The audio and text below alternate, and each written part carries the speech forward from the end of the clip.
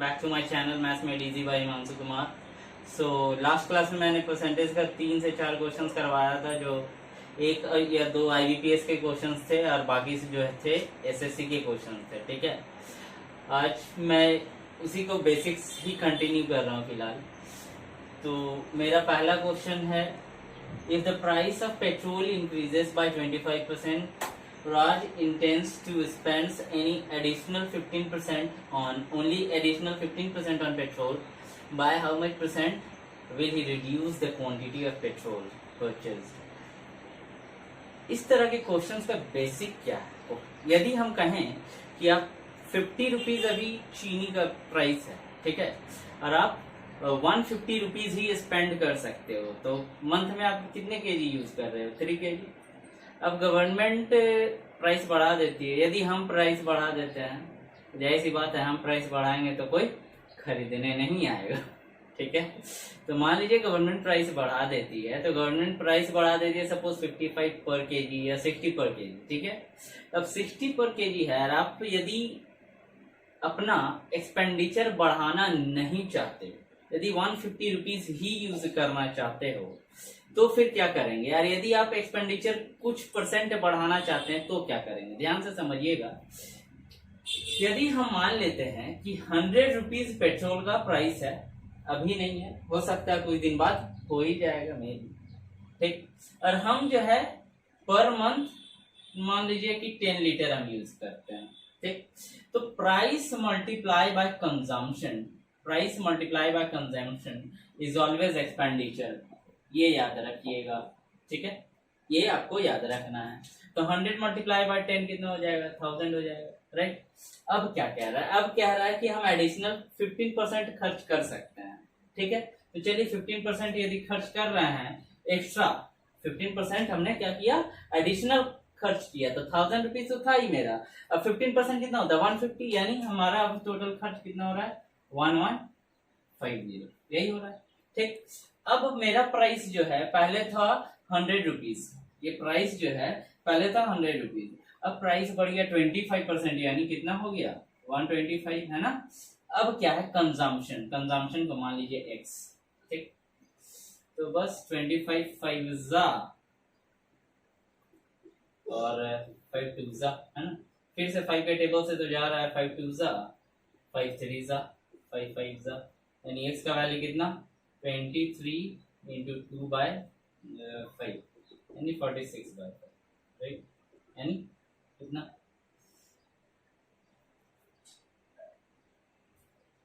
9 point something आएगा, है ना। 9 पॉइंट कितना आ रहा है? 450 का हाफ 450 9 5 2 जा 9.2 आ रहा है, ठीक। अब देखिए उसने क्या कहा आपको? उसने कहा कि क्वांटिटी जो है वो कितने परसेंट रिड्यूस होगा।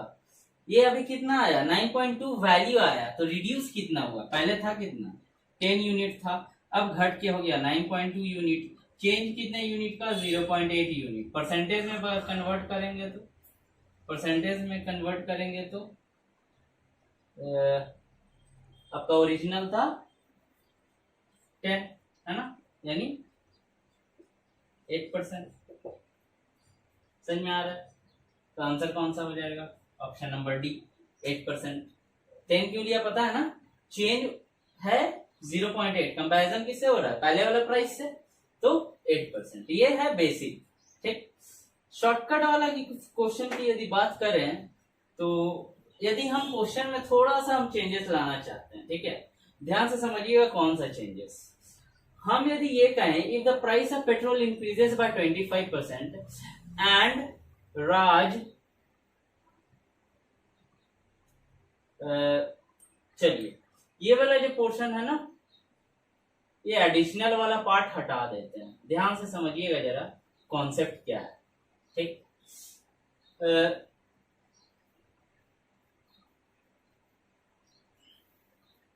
If the price of petrol increases by 20%, by how much percent will Raj reduce the quantity of petrol purchased?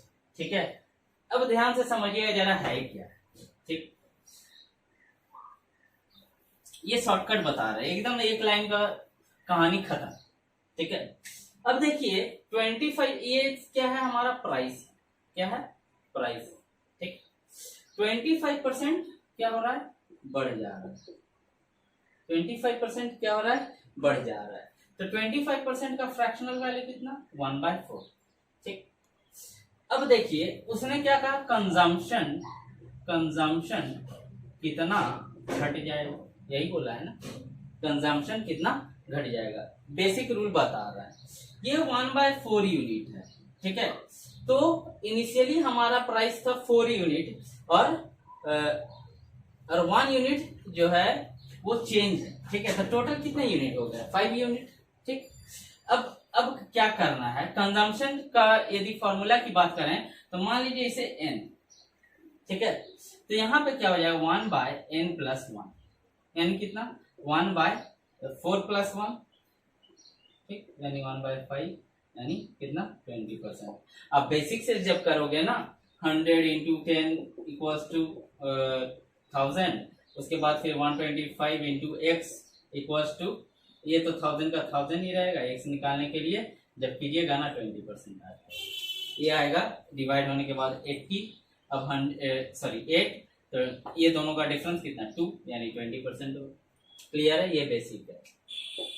Question जो है, ये क्वेश्चन जो है आपका SBI का है क्वेश्चन। ठीक है, क्वेश्चन में पढ़ रहा हूँ,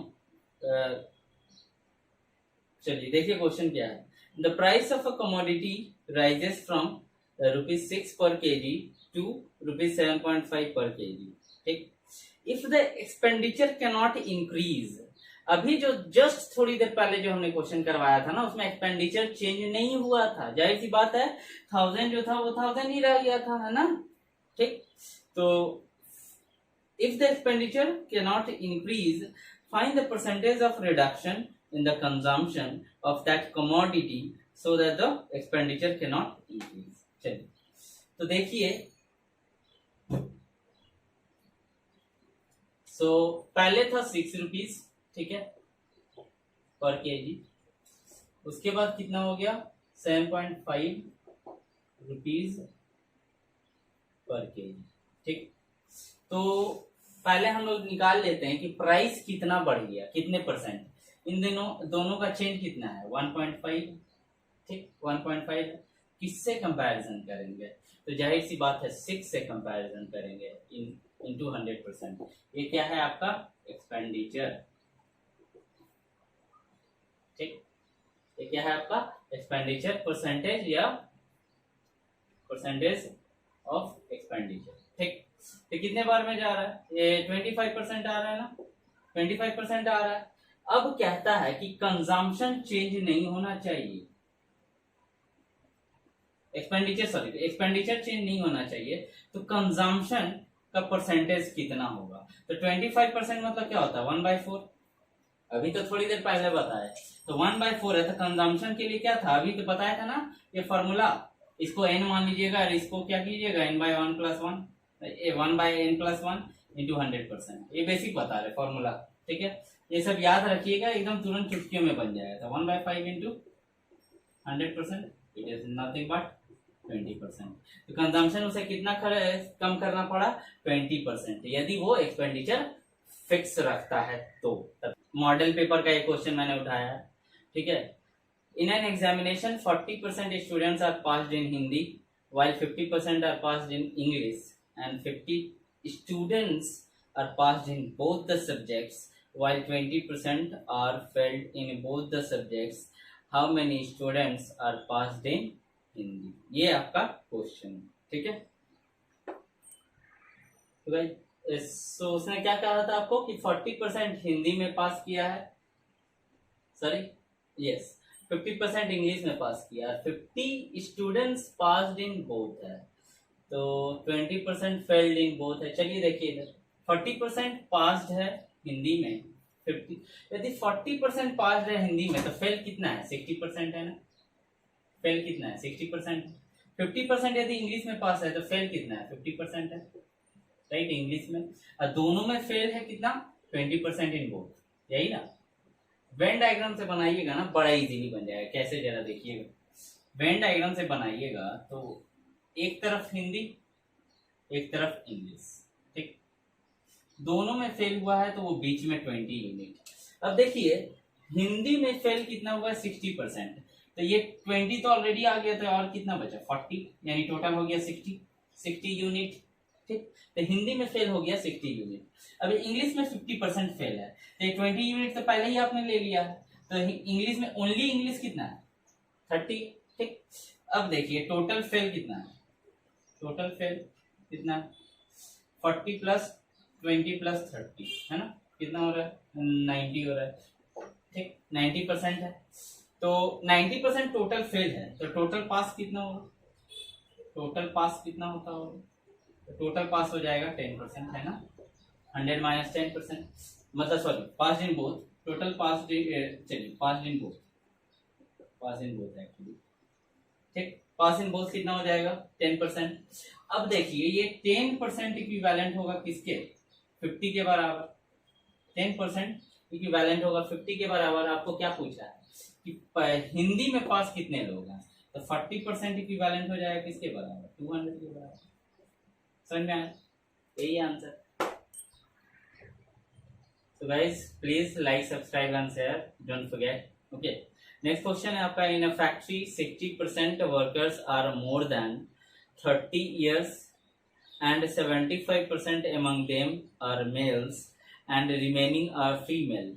If the number of male workers more than 30 years is 1350, then find the total number of workers in the factory. अब देखिए सिंपल सी बात है, मान लेते हैं कि अब का क्या क्या बोला है कि 60% वर्कर्स जो है वो आपका 30 इयर्स से ज्यादा है, ठीक है, जिनका एज 30 ईयर से ज्यादा हो, और 75% जो है उनमें से मेल है, जो भी नंबर्स वर्कर का है, ठीक। If the number of male workers जो हैं वो जो मोर देन 30 हैं, मोर देन 30 इयर्स हैं, उनका है कितना 1350। कहता है कि टोटल नंबर निकालिए, टोटल नंबर फैक्ट्री में कितने हैं वो निकालिए, ठीक है। चलिए ध्यान से देखिएगा। सो देखिए टोटल नंबर ऑफ वर्कर्स मान लेते हैं 100 यूनिट, ठीक है, ध्यान से समझिएगा। 60% वर्कर जो है वो 30 इयर्स अबव जो है 60% वर्कर, तो टोटल है 60 वर्कर्स, 60 यूनिट है, ठीक।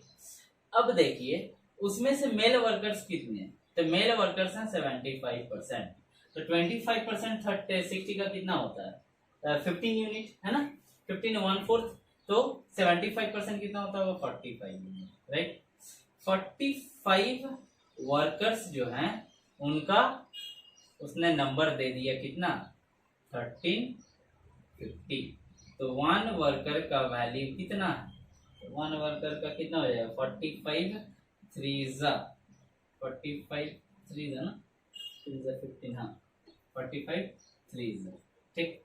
तो एक वैल्यू है 1 यूनिट का वैल्यू है 30, तो 100 यूनिट का वैल्यू कितना हो जाएगा, तो 100 यूनिट का वैल्यू हो जाएगा आपका 30 × 100 यानी 33। क्लियर, इजी था। सो गाइस आज तक का सेशन में बस इतने सारे क्वेश्चंस रहे हैं। देखिए क्वेश्चंस बड़ा देखकर फर्स्ट टाइम जब देखते हो तो लगता है कि ट्रिकी है ना, लेकिन क्वेश्चन में देख रहे हैं कुछ दम है नहीं, क्वेश्चन का मतलब समझे बस सॉल्व कीजिए, 2 स्टेप में तो कहानी खत्म हो जा रहा है। तो सॉल्व करने में कितना सेकंड्स लग रहा है, 30 सेकंड से भी कम लग रहा है, 25 सेकंड्स लगेगा हार्डली। 20 सेकंड्स में भी आप क्वेश्चन सॉल्व कर सकते हो, लेकिन क्या करना होगा उसके लिए आपको प्रैक्टिस करना होगा। And always remember guys, persistence is the key to success, ठीक है, और as well as your hard working, ठीक है। तो गवर्नमेंट एग्जाम्स में थोड़ा सा क्या करना है, परसिस्टेंस आपका रखना होगा, and you have to keep patience as well, try harder. और IBPS क्लर्क के जो एग्जाम्स आ रहे हैं उसमें भी वो परसेंटेज से रिलेटेड क्वेश्चंस रहेंगे। हमेशा याद रखिए परसेंटेज का जो चैप्टर है ना बड़ा मार्क्स वेटेज होता है, वो speed time and distance time and work her chapter में, कंपाउंड एंड इंटरेस्ट सभी चैप्टर में आपको दिख जाएगा, ठीक है। और डीआई में तो खासकर जब डीआई दिखा करवाएंगे तो देखिएगा परसेंटेज का जो यूजेस है वो एकदम चुटकियों में बन जाएगा, ठीक है। तो सारे वीडियोस आप देखते रहिए, please do like subscribe and share, don't forget. Thank you guys, love you all.